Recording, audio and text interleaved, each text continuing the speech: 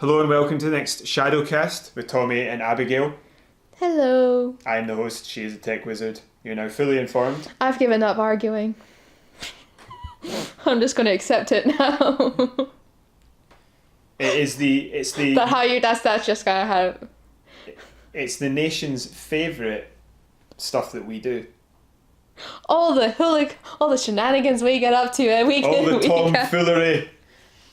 This is entirely invented. I bet you were like a couple of Russian agents and that these voices are entirely crafted. This is how the Russians are going to destabilise the West. What Tommy's basically saying is I sound a bit like a robot some weeks. Our auto-synth voices are going to bring down the capitalists. Which includes Russia now, by the way, and China. Anyway. What have you been playing, dear? I've just been playing a bit of Star Trek because I've not been feeling very well this week. I thought you'd like to know that, everybody. Hold on, say it again. I've not been feeling very well this week. Oh. Well, I'm going to say one thing. Week in, week out, not so much week in, week out. Every now and again, it's like, oh, I've not been feeling very well, so I've not been doing much. And then you proclaim to play like 4 different games, and I'm sitting here going, what? The one week I'm like, I'm not feeling well. I didn't play much. You're like, no sympathy at all. Well, yeah, because when I'm not feeling very well, I won't say, for example, I've been feeling a bit off myself since Christmas, so I haven't played the last DLC and the main story for Fallout 4 yet. So I play games that I've either already played or aren't big stories that I want to know about. So that's just the way I like to feel better. Whereas you stop playing, you go out and buy mouse pens to make yourself feel better. She's got this light blue pen with a mouse face on the top of it. It looks like something out of an anime. I love it. She keeps turning to me and saying, "Mouse pen!" Because I just know it's bugging you. I'm trying to make you laugh. Well, that's what to do. Annoy me into laughing. I know that's Mouse my pen. tactic, but we can't both do it. Well, I wasn't actually going to say anything about it. I just wanted to see if you were just going to go through the entire segment looking at this thing. Nope, I'm going to bring it up every time you mouse pen. Mouse pen. I'll put it down. So that's my way of dealing with not feeling great. I just move towards more general, light-hearted, think about other things gaming. Or I watch game stuff. Giant Bomb, Outside Xbox Extra, Legacy, Killer, Mr. Mac Plays. Whereas what I do is I mope. Oh, I mope and I just... All hail the Queen. Mopington the Third. I mope and I go, I'm not well. Baroness Mopeberry. So, you've been playing Star Trek. Now, you mean Star Trek Online? Yeah, Star Trek Online.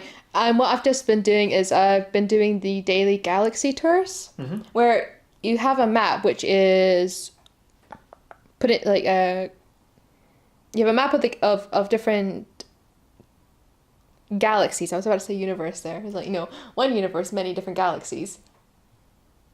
You have a map of the galaxy. The galaxy. And all the different quadrants of the galaxy. And Yes. how do you... How many quadrants are there? 4. How do you know that? Because of quad. Thank you. This is all the many, many quadrants. 4. You can say 4. Just made it sound like there were dozens of them.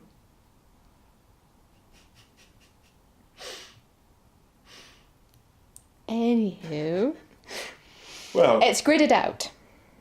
Each map is gridded out. And what you do is you accept a tour. I can't remember who it is that gives you it.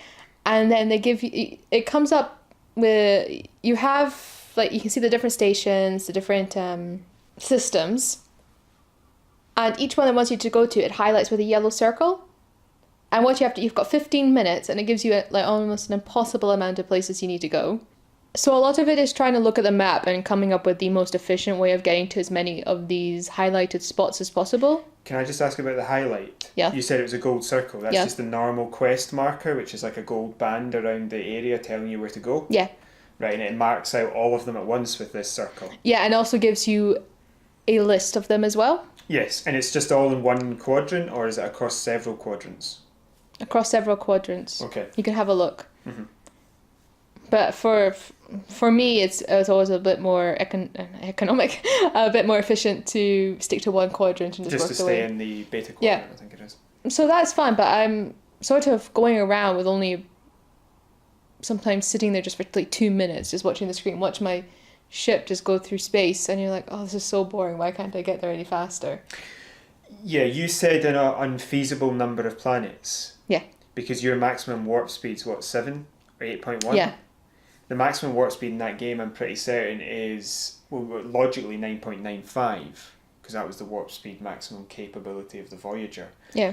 And with transwarp technology that you unlock as you go, you probably can get to them all.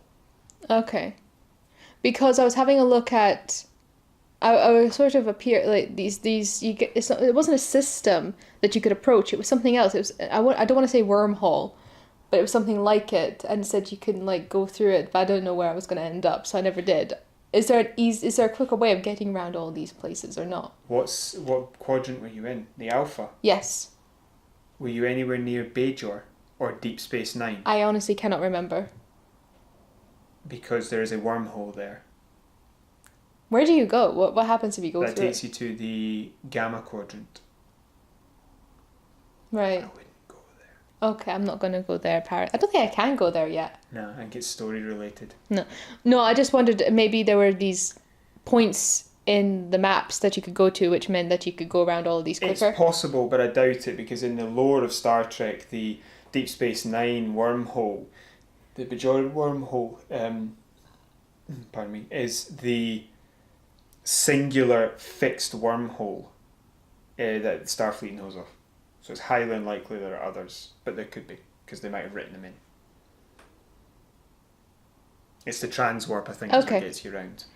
So there's no other way apart from just like looking at the map going, right, this is I think you can transwarp places. No. So for example, if you had several near Earth and you had several at the other side of the galaxy, you just go out and then transwarp back. Yeah, because before the only place I could transport to was Earth Space Dock. Aye. And then I found I could transport other places now. Yeah, I think as you level up or explore, you get extra places. Okay, so it's definitely worthwhile doing these daily routines. Daily. I think it might be more worth your while just doing the main story, but the daily routine, the daily tour is definitely worth doing, yeah. Okay. If you had to pick between them, I'd say do the main story, but you're not, because you're going to do the main story with me. Yeah. So, yeah, I'd say do the daily tour. So that's pretty much all I've been playing on. That's all I've been doing this week. Did you find that nice and relaxing, just flying around the universe? No, I find it really tedious at the fact taking me forever to get to each place. And your ship's faster than mine, isn't it? Because you got a special... Yeah. You got a rare drop. I got a very rare drop. I got like the purple one. Aye, and I've got a blue engine, so I'm 7.6 or 7.8, and you're 8.1. So I keep. I think I've gotten a few purple ones, which is pretty cool. Aye, that's really annoying actually, because I've been doing the actual main story and not had these drops, and you've not, and you've had these drops. God, that sounded really loud when I went right close. So that's well done, Mouse Pen, for dropping. That's the name of this episode, Mouse Pen. For dropping. I get a lot of them. I need to show you all the purple ones I have. Do you know what the colour system usually means? The rarity. Yeah, the generally used one is gold is the highest, then purple, blue, and white. But other games use white, green, and then you get purple and... All I know is I've got some purple ones. I think I gave you a blue one, didn't I? You did. You gave me a tactical one. Yeah. Has that been okay? That's been lovely. Thanks very much. Does it go for No, wallpaper? because you gave me a tactical one that's for like a captain or a rear admiral. But we've also been keeping all the science specific stuff in case we can talk somebody into playing with us as a scientist. So we'd have a full set and then give them all that gear. But I also find it really nice because it gives you an awful lot of storage space without asking you to spend any money, and the money that it asks you to spend you can accrue in game. If you refine the dilithium and then sell it for Zen or keep it, you can buy what you need using those. Yes, that reminds me. The dilithium, I've been able to mine it. I got one of those special little suits so I can go outside in mine. I've not even done that yet. Oh, I was going to ask. I did it in the previous go, so I might Well, do it because help you, but I've not done it this I time. mined it, and then there was like another bit of the mission I had to do where I had to hand it off to somebody, and I couldn't. Like, I kept going up to him and goes, "Oh, I can't help you just now, but I have it. I just can't help you right now." You'll need to tell me what mission this is because I've not done it. It's the one where you go mine. One of the incoming hails. You'll need when Yes. you're next playing. Tell me what it is, and I'll go and do it. Okie dokie. And I'll give it a go. Okie dokie. I like flying around in that game. I think the music's brilliant. I think Spock randomly jumping in and saying, "Oh, how do I do it?" When does that happen? When you explore the galaxy, he says stuff to you. It's all recorded Oh, in your box. yes. I remember. The stories are quite good. I was like, he's not popped up yet. Yeah. But It yeah. really plays into the old series. If you're a fan of the Next Generation series, then this game really plays into. They get all the actors back as well. Cool. Yeah. So if you really liked it, they really go the extra mile, and it's free to play. Right. Shall we move on from what I've been playing? Yes, I've been playing some Halo Master Chief collection because I played it before when I was a kid, and I just decided when we did that first mission together, I got so into playing it, I thought I'm going to continue my single player Legendary playthrough. And as I said before, when I originally got it, like last year, summer of 2017, I think it was. Yeah. That's not last year, it's the year before, whatever. I played it with James. We played through the first 5 missions on Legendary co-op. And Yeah. what I would do is, after a day of playing, I would then play through that mission myself on Legendary. Right. So I think the first day we played, we got through the first 3 missions, so I did those over the next week. And then the second day we played, we got through 4 and 5, but I never actually went and did them. And after we had played through the Pillar of Autumn on co-op, Yeah. I just got the bug. You know? Yeah. I just wanted to play the game, so I thought, right, I'm going to continue my Legendary playthrough. And since then, I'll put it this way, right? When I was a kid, I played all through the missions on co-op Heroic with my brother, with Brian. Mm-hmm. Brilliant. I played through the first mission on Legendary by myself and with him, and the last one by myself and with him. I think it might actually have only been with him, but I think I might have managed at some point to do it myself. Mm-hmm. But I remember playing the second mission on Legendary. You know that bit where you saved all the people? Yes. They all get wiped out in about 2 seconds. And then I kept getting killed. I just couldn't get past it. So I never tried any of the other missions on Legendary. Yeah. So the only ones I'd ever done were first and last. Yeah. I am now halfway through the last mission on Legendary, and I've done all the ones in the middle. Right. So I've done all of them, and I'm halfway through the last one. So I will finish this on Legendary, because I could do this mission on Legendary when I was 12. And that means I will have my first solo Legendary playthrough. My first Legendary playthrough of any type, but my first solo Legendary playthrough when I finish this mission.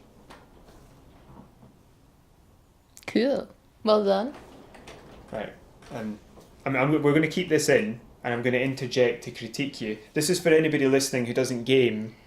That was clearly a setup for saying, "Oh my god, that is amazing." Okay, do you want me to try that again? Yes, we're going to keep all this in though, so people can learn how they should. So I'm going to say again, I was never able to do the missions 2 to 9. I could only ever do missions 1 and 10. I've done missions 1 to 9, and I'm halfway through 10 on Legendary. Oh my god, that's so amazing! Ah! Is it awesome, like an Eddie Izzard hot dog? Wow! I'm just really happy. Well done! Okay, maybe that's too much. But Yay! that's better. But I'm just... It's also just how ridiculously easy I've found it. I did 2 of the missions without dying once. Do you think it's because you've the last time you played this was quite a while ago, and I think your gaming skills have actually developed? it's not just my gaming skills have gotten better, or I'm better at Halo. It's because my brain is better. Your brain is better. I'm just smarter. You know? It's just the way my brain is better. Yeah. So I'm able to find workarounds to difficult situations. I can, for example, also I'm not quite as egotistical. I'm more willing to accept that I need to do things in my own way. The worst one, oh my god, the worst one for people who've played it is level 3 when you get beamed up. Now I'm not saying any more because it will spoil it. You get attacked by a wave after wave of invisible guys. Yeah. So I ran away. Oh. Because they come in from corridors, but the doors that open, it's 2 corridors either side. And what happens is that it's not always, the corridors don't always have enemies in them, but the doors will open. So what I did was a couple of grunts came out of one door, I killed them and ran and hid in that corridor, and I just started picking off enemies from there. Yeah. But obviously that meant all the humans that came with me got annihilated. But it was the only way to do it. Because me and James did this together and found it nearly impossible. So to do it by myself, I was really happy. I think that's why I'm willing to think outside the box and be smarter. Goody goody. I really have enjoyed it. Just not even just playing it, just the seeing what they did with it, seeing what they did with the graphics, reliving something I've not played in such a long time. And also, last time I played it was almost sort of absent-mindedly when I played the CE edition that came out for the 360, but also actually achieving something. Yeah. Just the joy from that. That was nice. Something I've always wanted to be able to do and annoyed that I couldn't. I did it. I'll never play Halo on easy or normal again. That's too easy for me. And even heroic might be if I just wanted to play around for no reason. I think I'm now good enough to be a Halo legendary player. One thing that's always worried me is that the story would be ruined by constant deaths, but I don't think that's the case because I don't die that constantly. No, you sort of, unless I'm there like actually blowing you up with like grenades or something like that. Heroic for me was just a cakewalk. We should try that first mission on legendary, see how you do. Just hear sobbing on the other end of the... I'm laughing, you're sobbing. On you go, Abigail, see how you do. So that's what I've been playing. Is it better than you remember, or is it... It's better, because now I appreciate a lot more of what's there. For example, it's not a cover-based shooter. Yeah. It's a movement-based shooter. If you stop moving, you're dead. Right. If you don't close the distance to the enemy, you're dead. If you don't back away when you need to, you're dead. There's no cover mechanic. You have to keep moving. You have to be smart. You have to go one way, and then when they think that they know where you're going, double back when they can't see you, go the other way, come up behind them. Because if you get behind an elite, melee attack in the back and they're dead. It's movement-based. Okay. It's not cover-based. It's not just pray and spray. It's movement-based. That's how I would describe it, as a movement shooter. But yeah, I think it's better because I'm seeing an awful lot of stuff I didn't see before, like how much that just how much that game impacted the industry, and how much I enjoyed it, and what I was seeing, like when I showed you all the. Yeah, it was like a kid on Christmas morning showing me all this kind of stuff. Look over here! Look over here! You're like, look at the floor! Look at the floor! And then it's the floor! We were reading all the TV screens. Yeah. Yeah. God, that's so weird. Yeah. It was a lot of fun doing that. I just loved how excited you were. Yeah. I was really enjoying that, and there's stuff from the books that they've put in that wasn't there before. Mm. Yeah, remember I showed you that. Yeah. Yes, you did. Anywho, we'll move on to the news. Move on to the news, and I believe somebody has finally seemed to have understood. I only want one story about Bethesda a week. I'm going to let you believe that's the case, but in this particular instance, there is only one story, so... Is there actually, is Activision part of... Oh, sorry, I spoiled it. You have. You can do that story first if you want. No, there's only one Bethesda story. Yay! No, not in it. There's only one.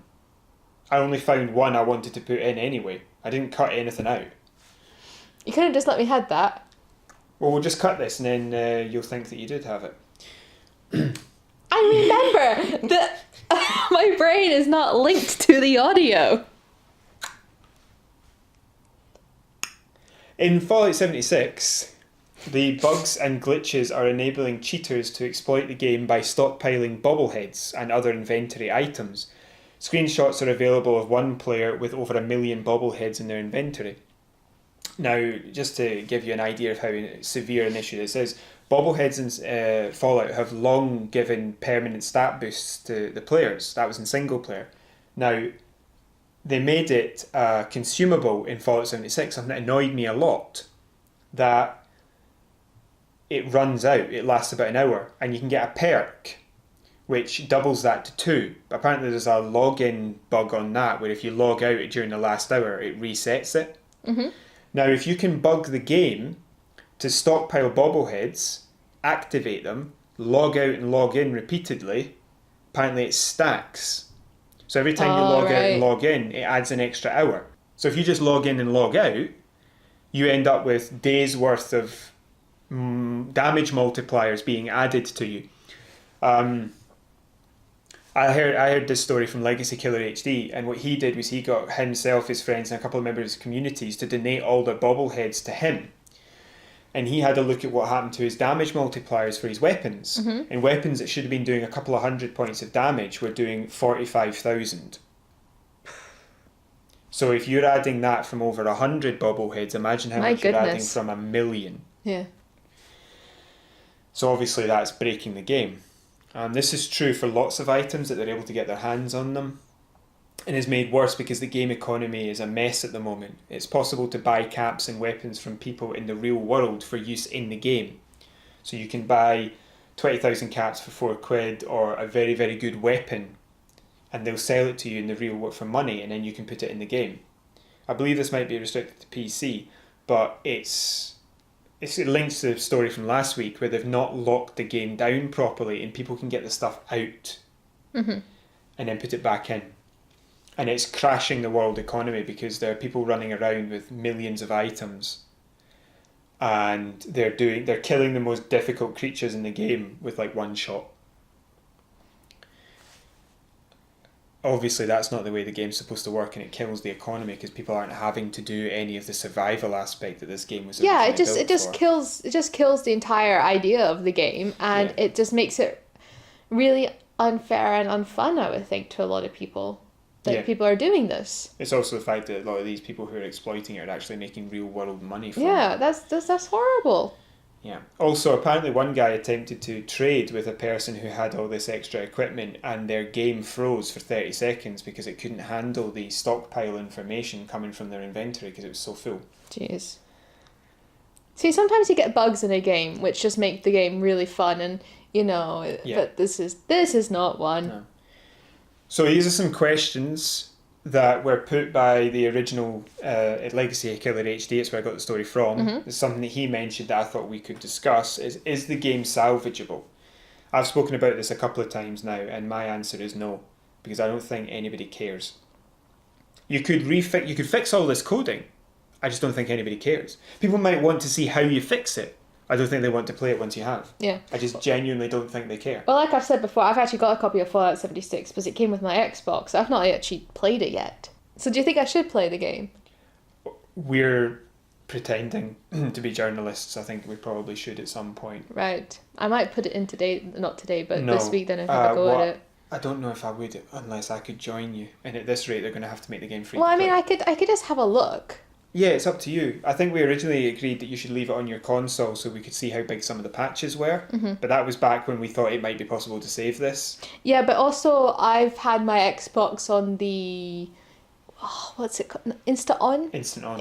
Yeah. Instant on, yes. Darn it, I thought I had the right instant on.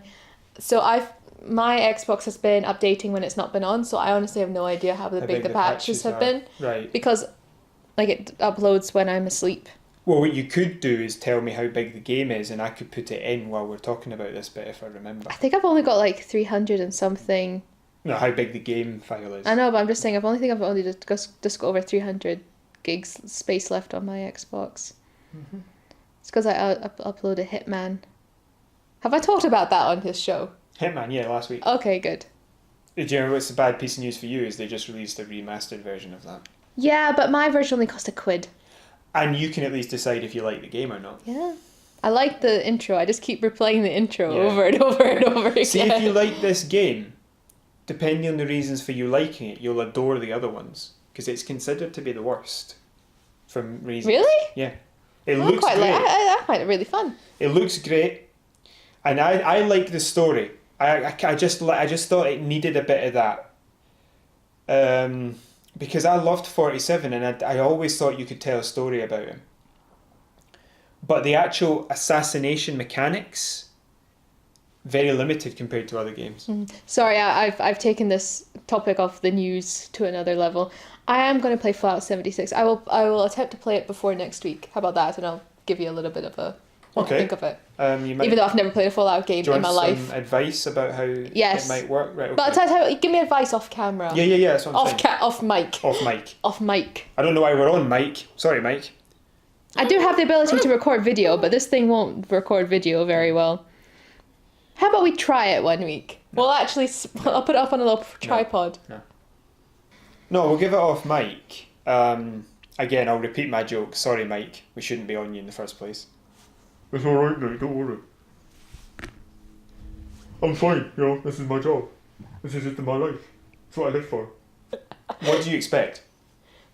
I don't really know because I've never actually watched any gameplay of a Fallout game. Okay, I could send you the... No, don't send me anything. Okay, I want that's to be fine. completely surprised by Okay. if this is going to be disastrous. Will my contact details be fine and all my credit card Oh, details? you'll be fine. Okay, that's fine. So, is the game salvageable?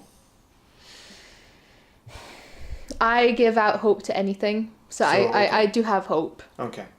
I think that's only more than fair is to give a little bit of hope. Second question, is this a demonstration of why bugs in multiplayer games are different from bugs in single player games? Yes.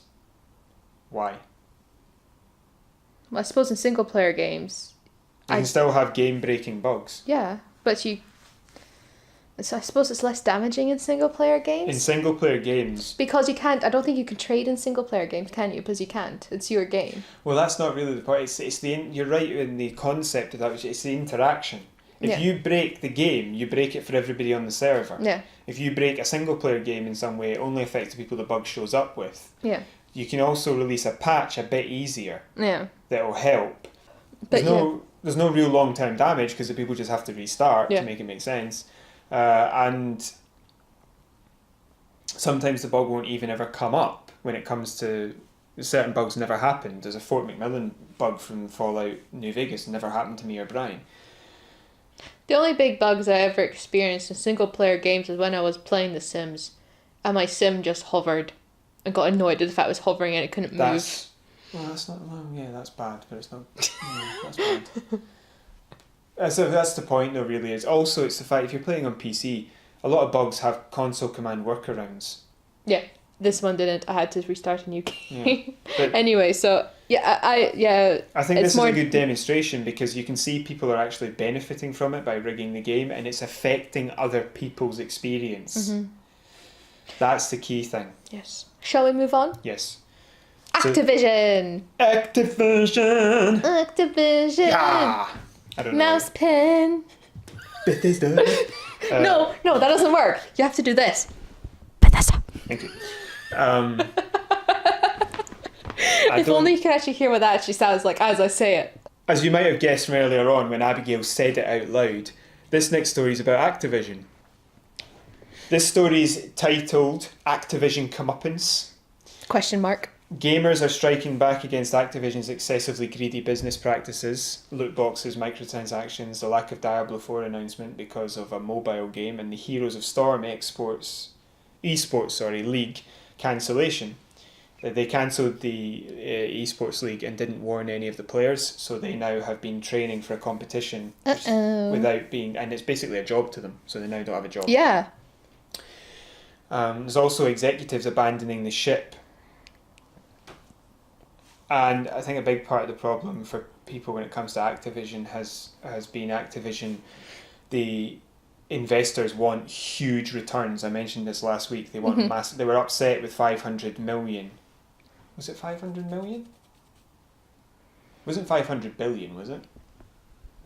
500 million. Thanks. They're upset with the day three sales, 3 day sales, sorry, which I think was 500 million for Black Ops 4, and that's perfectly fine. So they want huge returns on their investments. They're cutting cost input, and they're trying to maximise the amount of money they can squeeze out of games. And they're just, because of that, the players are fighting back because the quality's just not there. So the gamers are fighting back. I feel bad for Blizzard. They're owned by the same parent company. Activision Blizzard owns Activision Blizzard and Bungie and a couple of others. Bungie. And I feel bad for Blizzard because they have got some pretty good, like, a lot of money comes in from things like Overwatch. They do, I think they still do World of Warcraft, that sort of jazz. Diablo. They've got some pretty good games. Is Overwatch the one that everybody's playing? No, it's not. No, it's Fortnite. Thank you. Overwatch is something else. I feel bad for them because they've had to massively cut costs at Activision's behest. They've also had to find ways of increasing the microtransaction ability of their games. You saw that when they announced Diablo Infinity or something like that, or Immortal, sorry, that's what it was called instead. The players there were expecting a Diablo 4 announcement, and they got this rubbishy mobile game announced instead. Yeah. And one of the people actually, they were taking questions from the audience, and one of the people went up and said, is this an out of season April Fool's joke? And the devs just went, because everybody in the audience was cheering and booing them. Oh, jeez, oh. These are I don't know why I said it like that. They're hardcore PC gamers, yes. And you're giving them a mobile phone game. You could see the devs were just like, oh god, they're not buying this, we're in trouble here. And I feel bad for Blizzard because that's what's going to happen to them. Blizzard are going to get what made them good is going to be destroyed. Yeah. There is a good piece of news though. So the good news is Bungie have got out. And when they did get out, the Bungie devs apparently cheered. Mm-hmm. And the person who reported this is the same person who was there when Bungie got out of the Microsoft contract and went to work with Activision, and apparently they cheered then as well. So we're hopeful that they've been through this before and learned their lesson and don't sign up to work with anybody quite like that again. Okay. So the hope here is that they learned their lesson because they've been through this before, and they just become an independent producer and what's the word? Publisher. They don't have to worry about combining their talents with anybody else. Because it hasn't done them very much good in the past 8 years while they were working with Activision, as far as I'm concerned. Mm-hmm. Good news for Bungie as well is that they've apparently secured funding of over 100 million from a Chinese company to make a new IP game. Right. And when the Destiny IP, when Bungie was lost, Activision took a 10% hit to their stock price. Mm-hmm. Also, there's an investigation ongoing into concerns that Activision and certain of its officers and or directors have engaged in securities fraud or other unlawful business practices. Oh dear. So Activision are getting hit. Yeah, sounds That's big time. That's why I called it comeuppance. They're getting hit. And should we talk about the fact that you thought I wasn't going to, because we were talking about this before, and I said, and I read it out, I said Activision comeuppance, and you were like, wow, I thought you were going to say something completely different. I wanted you to say comeuppance. His faith in me is so low and so sad. Yeah. So they're getting hit hard, but they deserve it because they're even worse than EA in many ways. Yeah. Like, when they remastered the Modern Warfare game, they put it inside Infinite Warfare, and you had to buy the special Infinite Warfare edition to get the remastered. Yeah. So if you just wanted the remastered, you had to spend like £100 rather than just like 30 to get that. Shady. And what they've been doing with microtransactions and constant re-releasing of the same Call of Duty game for the past 96,000 years is just ridiculous. So I'm glad to see Bungie getting away. Now, I've got some questions for you. What game do you think Bungie currently makes at the moment? Will it have been one I've heard of? Mm-hmm. Is it one I have? No. It's a game I really want to play to do the raids in it, but you need 6 people. There's 2 of them. I've actually already said the word by mistake. GTA Online? No. I've actually said the word already by mistake. I'm trying to remember what it is. Yeah, I'm sorry, I honestly can't remember. Destiny. Alright. Pretty big release. The first one apparently cost them 500 million to make and advertise. Mm-hmm. So it's pretty big games we're talking about here. Yeah, it sounds like it. And Bungie have managed to take that IP with them. So Bungie are getting out of the contract with Activision and they're keeping Destiny. So from here on in, they will publish Destiny. They won't have Activision. Apparently, when Destiny 2 came out, it was just full of microtransaction nonsense. Yeah. And the whole thing was rigged to make you want to spend money. And apparently there was going to be even more of that stuff in it than there actually was. But Bungie were able to stop some of it. Yeah. Well, now that hopefully it means Bungie can actually make a proper game. Because they had to go back and fix that after release because they just... What Activision were doing was just nonsense. And Activision had them in a contract where they had to release something every year. Now they're out of that. So they've had to buy themselves out. Probably cost them quite a bit of money. I would think so, yeah. If it means they can actually save themselves from what Activision were doing to them, it's worth it. Because that'll be good. If they're not forced to go and undergo a 1 game a year thing, then it's not a game a year. It's a gaming unit. So it could be a big DLC pack for Destiny. All right. Okay. Well, at least now they're not under that obligation. Maybe they can put a lot more effort into certain things and make it even better for their players. Yeah. If there's a Destiny 3 coming, it would be nice to see them take time to do that properly. Yes. Because a lot of people had that problem, is that Destiny 1 and 2 basically look an awful lot like all the DLC packs and like Destiny 1, it's DLC, Destiny 2, it's DLC. It just basically looks like it was all supposed to be one game and they just cut it up. Yeah. So hopefully we can see them actually do it properly. To tell you why I like Destiny and why I like Bungie, would you like to have a guess at what Bungie made while they were at Microsoft? You have played this, you own this. They haven't made this exact version of it, they made the original. Star Trek. No. Spyro.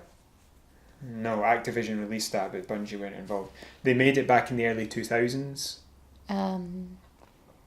Halo. Master Yes. Chief Collection. Halo. Bungie made Halo. But that's why I love Bungie so much. They made the original Halo games. As you can see, I love Bungie. They've made some of the best games that I've ever played that I really enjoy. Destiny has the potential to be incredible. I think that is something that has been messed up but can be saved. And I'm really desperate to see it work. I'm really happy that they've managed to get out because it was Activision. I'm willing to bet they were ruining that. And you've experienced their work firsthand with the Master Chief Collection. Yes. What do you think? I think it's fantastic. I think I really enjoyed it. I really... And yet again, I was like playing it by myself the first level. I was like, this is brilliant. I've not died once. You come in, I've died like every other second. You played it on easy. I don't care. I still managed to live. I still managed to live. I've got the achievement for playing through a mission on Legendary and not losing any health damage. Well done. Health points, sorry. Yeah, I really enjoyed it. I like the fact that you can sort of switch between old mode and new mode. I know that's not what they're called, but... It's old graphics and remastered. That was classic close. And remastered. That was close. The word old was there. Well, it's not actually. It's called classic. Right. Will we move on then? Vampire map. Will we move on? The last thing I want to talk about...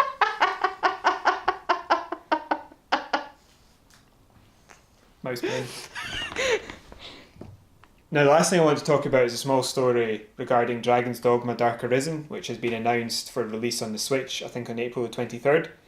I want to talk about this because James, I've been advising that he play this for a number of years now, because there was the original on the 360, re-release remaster on Xbox One, And he's kept saying, yeah, I'm interested, I'll do that. So now I'm going to bring it up here and talk about why I think he should play it. Because it's a very good game. And he brought this up and he asked me if he should get it for the Switch so he can play it. I've got no idea about the specific power of the Switch or the mechanics of the controller or how that'll work. I don't even know how Switch works. Is it like a Wii? It's no, but kind of. No. Yes. Okay. It has some Wii function. Okay. But you can also use it as like a handheld thing, can't you? Yes. You can get a Pro Controller as well, which I'm sure he has. I'm just here to talk about Dragon's Dogma Dark Arisen now. It's the one with the expansion that came as well, which I loved. But you need to be a very, very, very high level for the expansion, so you probably won't be able to play it until later on. And it's the sort of game that to really understand, you want to play through a couple of times, because you'll find that when you do certain quest missions, other missions suddenly become unavailable, or you make certain decisions and quests become unavailable. Right. I had that happen a couple of times where entire characters got removed from the story because I didn't do their missions beforehand. Yes. So it's really worth playing it through again once you know what you're doing. Right. When it comes to the actual, I spent an hour looking at the different classes that you could go. They were called vocations. Mm-hmm. So I picked them and I thought you can only pick there's 9 in this version. 3 basic, 3 sort of master level ones, and then 3 which are hybrids. Mm-hmm. So I looked at them and thought you would start with the 3 basics and then you'd move on to pick one of the other 3, and the extra 3 that were being added by the DLC, the hybrids, you could pick them if you wanted, but you were strictly limited to your own sort of field. Yeah. No. Oh. You can start as a fighter as I did, and then you can go all 9 vocations. I maxed out all of them. They all have their own move sets, their own powers. Mm-hmm. They have their own level that you have to get higher. Yeah. For example, there's only one dedicated healer, which is the mage. The higher up wizard and the hybrids that have magic aren't dedicated healers. So it's worth having. They're all got their own strengths and weaknesses, although most of the time you will spend with a team of the 6 sort of higher specifications. Right. It costs you a lot to unlock each of the classes, but it only costs you 1,000 experience points to switch between them. So you can't endlessly switch, mm-hmm. but that's if you structure how you're going to play the game, it's not really that big a deal. Right. You don't really miss out on powers you want because you switched around a lot unless you go mental. The actual combat is really fun. It's very sort of what's it called? Monster Hunter-esque. You sort of jump on things and you can grab them, or you can get into fights with little armies and stuff like that. Mm-hmm. You've got loads of array of powers. You've got your permanent follower, mm-hmm. who you decide what she is. Or I had a woman, or he is. Your own character can be a man or a woman. They can be a man or a woman. Mm-hmm. And you can also hire 2 other people's follower characters. Right. And they will come with you for a party of 4.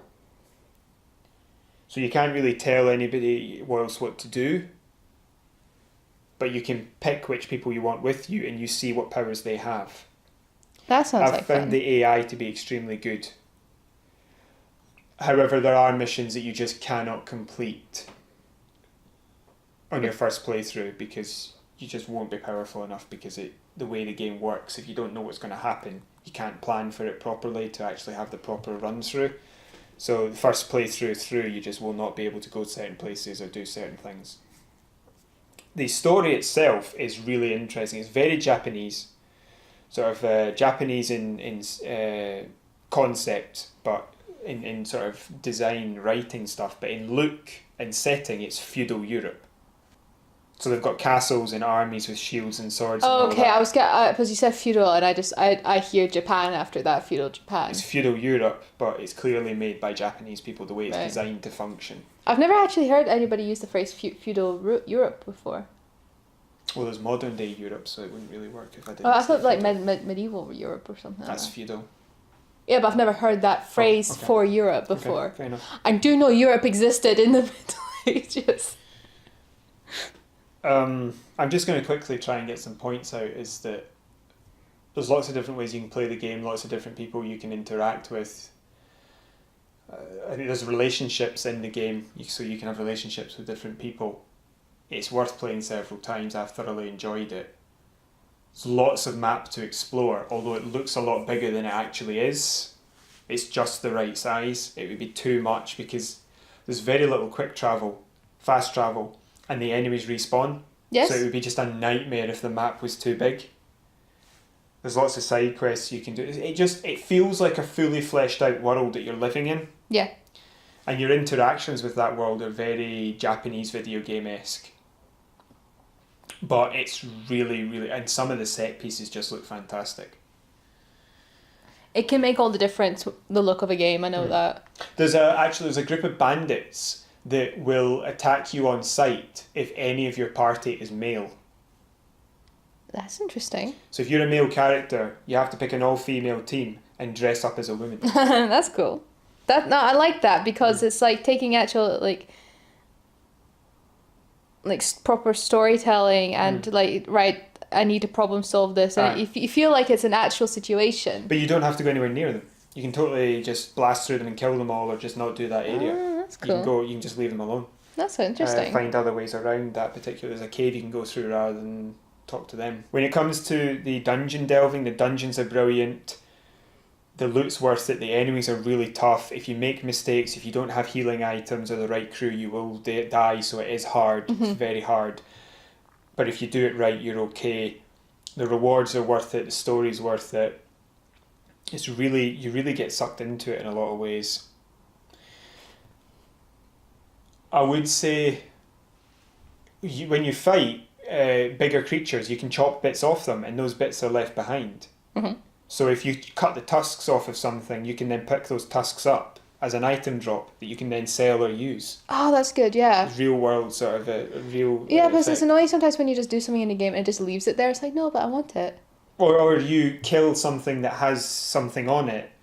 Sometimes you won't get that if you don't cut it off first because the bodies rot really quickly, and that's part of the lore. Oh, but if you cut it off, it doesn't rot. It just lies there and you can pick it up. Oh, that's cool. There's also enemies like the saurians, which are these big sort of lizard things.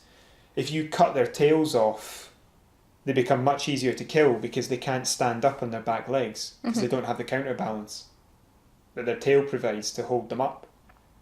So you physically weaken them. Mm-hmm. And you can blind creatures when you're fighting them and stuff like that. The dark is a big element as well because if you can't see what you're doing, you are just fighting in pitch black. You need to have some way of lighting the area to see what you're doing. There are spells sometimes that are just there for... So you can carry a lantern or you can have a spell that lights the area up. Yeah, it's really involved is what I would say. But I found the story to be really, really gripping. I played the game through 3 or 4 times. I did the DLC once. It's really gripping. I really, really enjoyed it. And just the way that it approaches it is really interesting. You need to send me a link to the trailer for this game or some information so I can, because it's one thing to have somebody explain a game to you, but you need to either experience it or watch a video for it to get the full effect. Because I feel like I'm just saying, oh yeah, that's cool, but I can't really... What I would say is... envision it. What I would say to James would be to basically send me a message and I might tell him some things he might want to know before he goes in. But it might be difficult for me to phrase in the appropriate non-spoilerish way here. So I think the music's fantastic. The characters are great. There's a whole array of them. My phone is entirely in agreement with me. I like the music as well. It feels like watching a trailer for a movie. Yeah, it feels like it makes sense. The story is good. The characters are great. Set pieces are brilliant. It's really just a fantastic game. It's why they've got away with releasing it so many times. Mm-hmm. It's a really, really, really good game. And I'm surprised I'm the only one that's played it.